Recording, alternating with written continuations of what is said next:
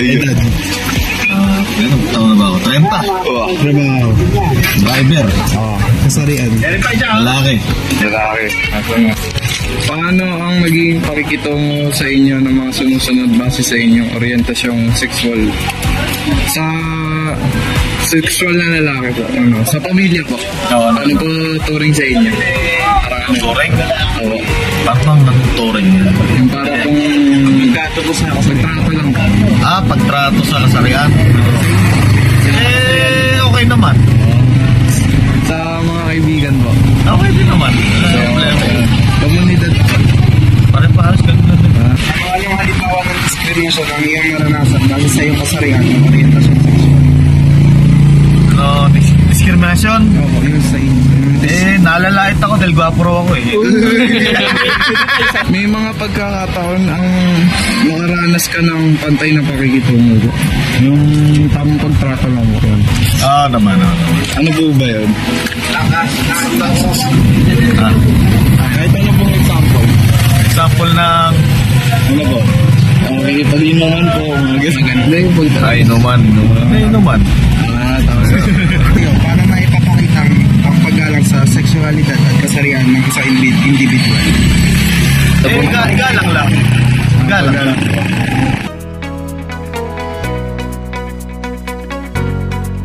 Alan ko, Melba Villanueva. Edad po. Edad ko, 53. Trabaho po. Trabaho, manicurista, and then karinderya, lutong ulam, ano pa, coach pa. Paano ang naging pakikitungo sa iyo ng mga sumusunod base sa iyong orientasyong sexual? Sa pagiging babae? Siyempre, pagka yung nagtitinda ka, or babae, siyempre, igagalang ka rin pagka igagalang ka ng customer mo, diba? Magpakita ka rin ng maayos na, patutunguhan mo ng maayos para maayusin ka din niya, igalang ka rin niya, gano'n. Exacto po. Anong halimbawa ng diskriminasyon ang iyong naranasan base sa iyong kasarian? Ang naranasan ko base sa kasarian? Discrimination po. Oo. Marami. May mga pagkakataon ang nakaranas ka ng pantay na makikitungo. Sobra pa nga eh. Kaso aabusuhin ka naman. Totoo po. Last question. Para sa iyo, paano may papakita ang paggalang sa sexualidad at kasarian ng isang individual? Siyempre, hindi ka magpapakita ng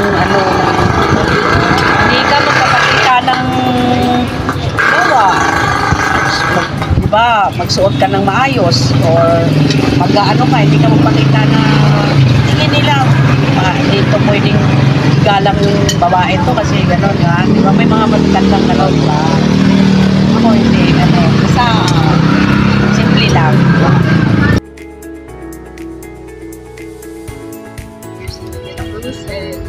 Ako ay turning 27 this coming March and I work as a controller sa Fatima Furniture Academy.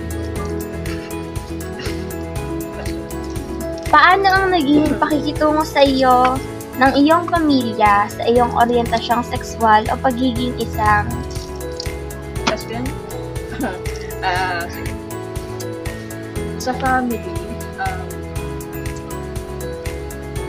normal. Wala namang naging problema. They treat me as their syempre, kung paano nila itatrato yung mga anak nila. Never naman ako naka-experience or nakaramdam ng discrimination. Although yung sa part ng mama ko, medyo may, syempre, mother, medyo may part na hindi nila, alam mo yun, hindi nila matanggap siguro. And in denial sila. Kasi now, na-feel ko na in denial pa rin. How about your peers and friends? Sa friends, walang problema kasi yung mga naging friends ko, sobrang open nila sa lahat. Mapabading ka, mapastraight ka, sobrang open lang. How about your community? My community. First time ko nag-attend ng Pride March 2019. Sobrang saya. Alam mo yung feeling na nag-attend ka ng concert ng something, ng someone na ina-idolize mo. Parang sobrang lahat nagkakaintindihan, sobrang lahat. Parang andun yung pag-enter mo dun sa lugar na yun, parang wow, may embrace mo agad yung feeling na, ay, tanggap ako dito. Walang titingin ng masama sa akin dito. Ganun. Sa iyong workplace. Medyo, kasi, kung titignan ako, unang tingin, hindi naman nila aakalain na lesbian ako. So, hindi ko rin naman kailangan magtapal sa mukha ko na lesbian ako para lang masabing lesbian ako. So, sa work, tinatrato ako as a normal person. Pag nalaman nila, dun lang sila magugulat na, lesbian to ba? Tomboy ka pala, tomboy pa nga. They say, tomboy pa. Hindi nila alam yung meaning ng salitang tomboy talaga. So, one time, nagkaroon ako ng work experience sa private company. I had to explain kung ano ba yung pagkakaiba ng tomboy sa pagiging lesbian. And I had to, alam mo yun, there are people kasi na hindi lang talaga nila alam yung pinanggagalingan mo, kaya ka nila ginajudge. So, sinasabi nila na tomboy ka, lesbian ka, without even knowing yung meaning na. Sorry. Anyway, yun yan. So work, normal lang din kasi ganito naman ako. Hindi ko naman pinapakita sa kanila na kailangan nila akong tratuhin na parang lalaki kasi I don't want to be treated as one. Ayoko maging lalaki at all. And andun pa rin yung syempre, natatakot ka na baka itrato ko nila ng hindi tama eh. Kapag ka, andyan na agad binungarang mo sila na, uy, tomboy nga pala ako ka. Diba? So, normal lang naman yung naging trato sa akin. Second question po natin is, anong halimbawa ng diskriminasyon ang iyong naranasan? Ayun, discrimination, wala pa naman so far. Sa 26 years ko, hindi ko pa naman na-experience yung mabully or i-come out na lang ng gusto ko alam. Hindi ako ready. Kasi, some people kasi parang hindi talaga nila alam kasi sinasabi nila. Pero siguro nung bata ako, pero hindi ko siya kinoconsider as discrimination. So yung bata ako, hindi ko alam kung ano yung ginagawa ko eh. Kumikilos ako na parang lalaki. Nagbibihis ako na parang lalaki, pero hindi ko naman kaya matrato na gano'n, na lalaki, diba? So, sinasabihin ako ng mga tita ko na si Tina tomboy, ganyan. Pero, hindi ko siya kinoconsider as discrimination. Parang hindi ako nasasaktan kasi noong mga time na yun, pinifigure out ko pa rin sa sarili ko kung ano ba talaga ako. Kung ito na ba talaga ako, tomboy ba talaga ako. Alam mo yun? Yung sinasabi nila na tomboy, ano ba yun? May mga pagkakataon bang nakaranas ka ng pantay na pakikitungo? Pantay na pakikitungo? Anong pantay? Equal. Yung equal. Halimbawa, kung tinitreat nila yung straight na babae na ganito, ganun din yung trato nila sa'yo. Oo.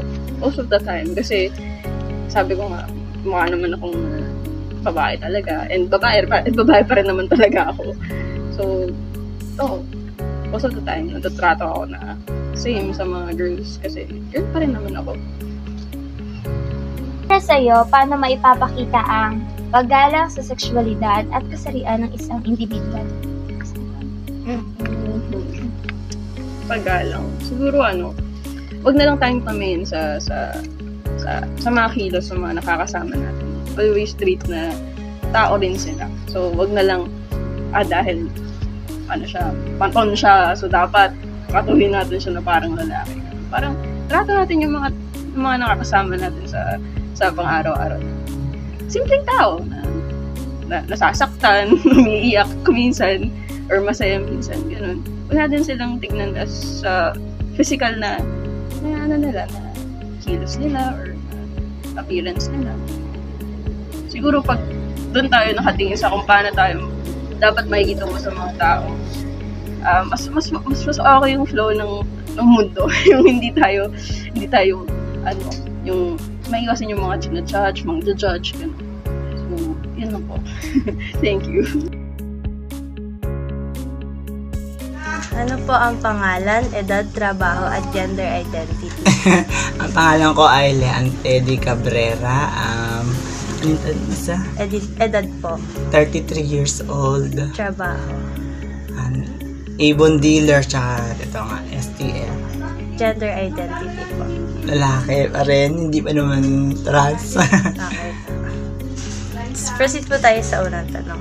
Paano po ang naging pakikitungo sa inyo sa mga sumusunod na orientasyong pansexual o pagiging babae, lalaki, gay o lesbian? Una po tayo sa pamilya. Paano po sila nakitungo sa inyo? Tanggap naman nila ako kung ano ako, kung ano ko. Okay pa. Sa friends naman po, sa mga kaibigan po.